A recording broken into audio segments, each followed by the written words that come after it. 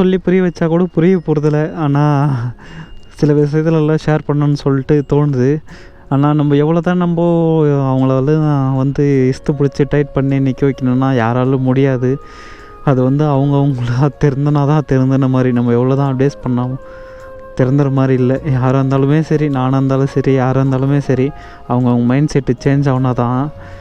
நம்ம எவ்வளோ தான் நல்ல விஷயத்தை எடுத்து நம்ம புரிய வச்சா கூட வச்சுக்க, அவங்களுக்கெல்லாம் புரியாது. ஆனால் அவங்களாம் அந்த விஷயத்தில் வந்து போயிட்டு அனுபவிச்சுட்டு கஷ்டப்பட்டு வராங்க பாரு, அப்போ தான் அதோட வலி எல்லாமே தெரியும். அது மட்டும் யாருக்குமே புரியாது.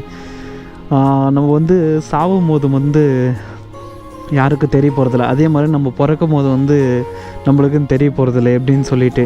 அதெல்லாம் தெரிஞ்சுக்கினாவே வச்சுக்க, உலகத்துலலாம் என்னத்தோட நம்ம இந்த மாதிரி ஒரு வாழ்க்கையை வாழ்ந்துன்னுக்கிறோம், எப்படி வாழணும், நல்ல வாழ்க்கையை எப்படி கற்றுக்கணும் அப்படின்னு சொல்லிட்டு யோசிப்பாங்க. அதெல்லாம் இல்லவே இல்லை.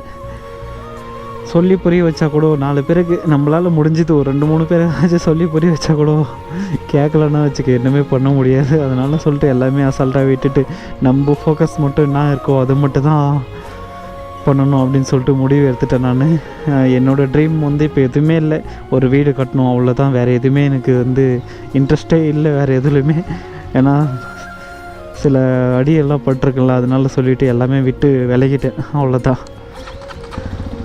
நம்ம பைக்னாவோ நான் என்னாவோ நம்ம லைஃப்பில் ஒரு என்ன டார்கெட் வச்சுக்கிறோங்களோ அதை நோக்கி மட்டும் போவோம். இதுக்கப்புறம் எதுவும் போக போகிறதில்ல, எதை தேடி போக போகிறதில்ல.